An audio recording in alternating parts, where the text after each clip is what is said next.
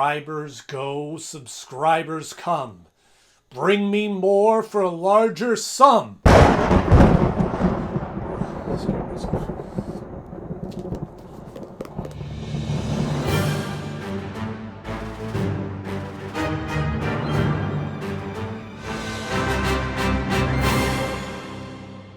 Hello friends, welcome back to the show. So glad to see you once again. And if you are new here, welcome to the show. This is the place where we go back and look at all the old animated cartoons that we grew up with in the 90s, episode by episode. And right now, we're kind of in the middle of a series talking about the new Batman adventures, analyzing each episode piece by piece from the perspective of being an adult now, having watched the show and growing up on the show when we were kids. So if this sounds like something you might be interested in, then just hop below and hit the subscribe button. While you're down there, go ahead and hit like, because today we're talking about the episode The Demon Within, which originally aired on May 9th, 1998. It's Merlin's demon, Etrigan. Merlin? The knights in armor magician guy? Now, when I was growing up, we didn't watch a lot of shows and movies dealing with magic and sorcery and wizards and witches and things like that. So this is an episode that even if I was watching the cartoon regularly, that I probably would have skipped over in watching it. So going back now, watching it as an adult, it's interesting seeing it because it deals with some pretty heavy magic elements in this show, which is one unusual for Batman to be dealing with. But with that, it deals with some really dark elements, even for a quote-unquote children's show as it was. But we'll talk all about that right after our 60-second rundown of the episode. Away we go. At an auction at the Gotham Auction Hall, a witch boy, Klarion, gets in a bidding war with Jason Blood over this branding iron, and Bruce Wayne outbids them all with $1 million bid, but really he just bought it to help his friend Jason Blood out. When they're at Jason's apartment, Robin's asking some questions about some mask and demon things that he has there on display, and Clarion's cat breaks in, turns into a human form cat, steals the brand, even though they all try to stop him, and Jason Blood turns into, or is manifested into Etrigan, and he gets away, and now the branding iron is used to take control of Etrigan from Jason Blood, and Etrigan and Klarion go and live it up on the town and have some fun. Batman goes to try to stop them, and now Jason Blood, not having the Etrigan demon to keep him alive, is now aging really quick, and he's using some spells to try to help Batman out, and he finally stops him, and he gets away, and Batman tells Robin just not to ask what happened. Ooh. That was close. I had a lot of words in that one. So they got you too, huh? I beg your pardon? Now, going all the way back to the 60s Batman show, it seems like there's always an auction involved in these episodes where there's some priceless artifact that's being purchased and a villain or one of the Rose Gallery wants to come in and steal it or bid it or get a hold of it or somehow. So it's just, it was kind of fun seeing the auction hall as a central plot device used in a lot of the Batman iterations in this episode. Legend has it this piece has some sort of magical power. Gotham Auctioneers Limited makes no such guarantee. And we introduced two characters in this. We get to see Jason Blood and Klarion, the witch boy. So these characters were fairly new to me. I did know of Etrigan from some of the newer animated films. In fact, my brother and I just watched the Justice League Dark not too long ago, and Etrigan's part of that. So I knew a little bit about him. But like I said, this is a subject matter that Batman has not really dealt with in the world of the animated series. Obviously, once we get into the Justice League and the bigger stories, they're more global and they're more interdimensional. And we've got Superman, who's an alien. And we talked about that before, how that brings in all these other sci-fi elements into the story. But even back when we did the episode about Zatanna, she was a performance magician. They really didn't dig into the element of her character where she actually knows how to do magic and spells and things like that. They just kind of kept it surface level that she was a performance magician. So to jump into this story was kind of new. It kind of crossed a new line for Batman and a new challenge for him to face. Gone the form of man, rise the demon Etrigan. Etrigan is really kind of an interesting character. Here we have a demon, just by the word itself denotes that he is an evil person or an evil entity.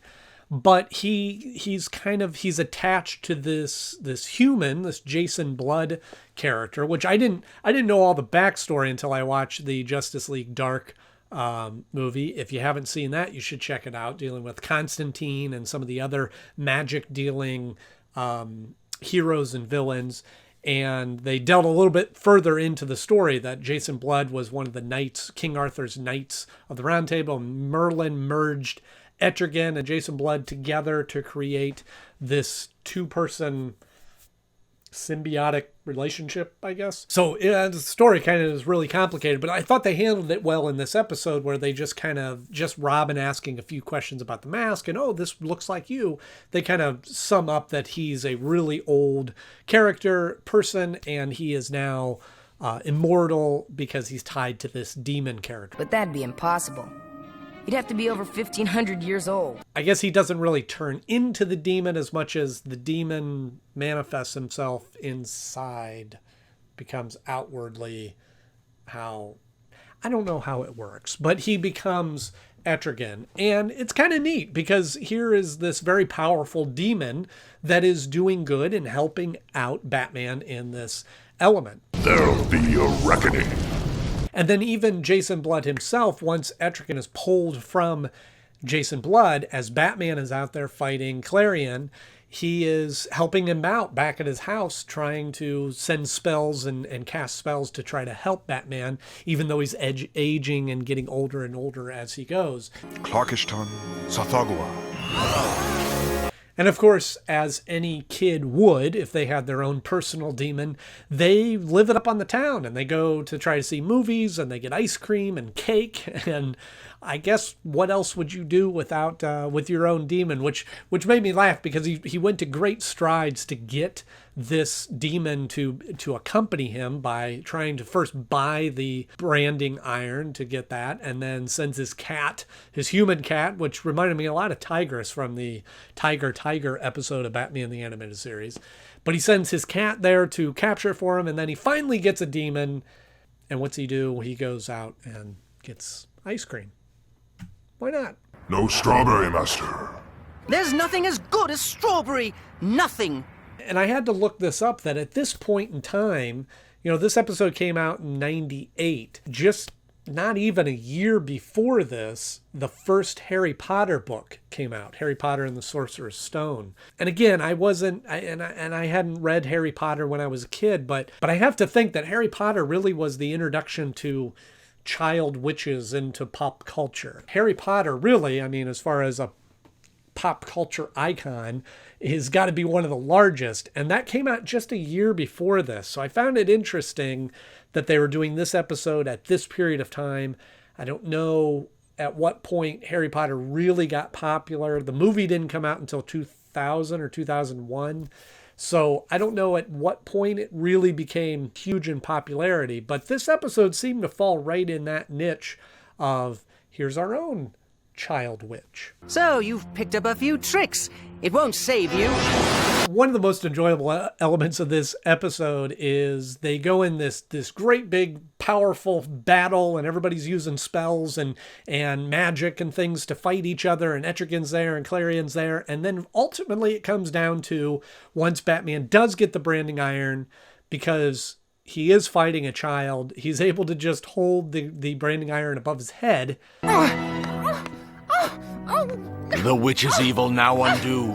Make the one from what is two. And finally, after seeing all of this crazy, out-of-this-world elements in this episode, and it's, like I mentioned, it's just a very different story and a very different context and genre to this episode than a lot of the other Batman the Animated Series episodes, or even the New Adventures of Batman.